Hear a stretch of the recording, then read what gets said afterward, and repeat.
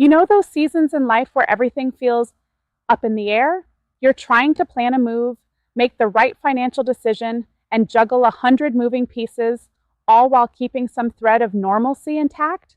That's exactly what one of my clients was facing earlier this year. She was relocating to Minnesota, but whether she should sell her home or rent it out, that was still a big, open question.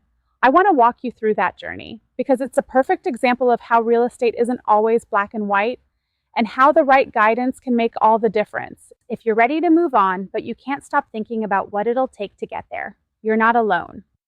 Before we dive in, if you've ever found yourself stuck between selling or holding on, leave a comment below and let me know what your biggest challenge was. I'd love to hear your story. Our first meeting was really more of a conversation. She didn't have a set plan yet. She just needed a safe place to talk through the possibilities. She told me, "I'm not sure what I'm taking, what I'm leaving, or even what I want to do yet." There were still so many variables: her job, her timeline, her furniture, and whether or not she might return. It truly was a pre-planning meeting for the pre-planning meeting. So we focused on what we could do. Walk through the pros and cons of renting versus selling. I reassured her that no matter what direction she chose, I'd be here to take care of everything after she left. That sense of security started to give her a little breathing room. Throughout the spring, we stayed in close contact, checking in as her move started to take shape. At one point, she texted, "I just don't want to regret this decision." That's such a common fear, especially when the future isn't 100% clear. We looked at rent comps and different financial scenarios.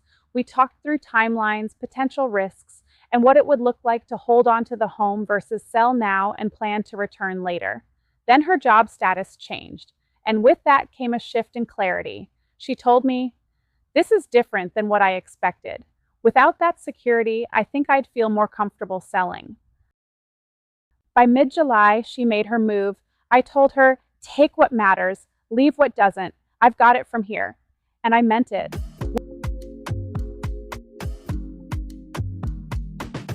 Once she left, I took over, coordinating donation pickups, junk removal, deep cleaning, painting, and staging.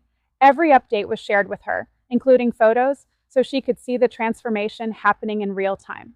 She texted, "It looks so pretty in there. I'm really glad we were able to set it up this way." Even little things like seeing the shiplap cleaned up brought her a real sense of peace. The home felt light and refreshed and ready for its next chapter. We went live on July 28th,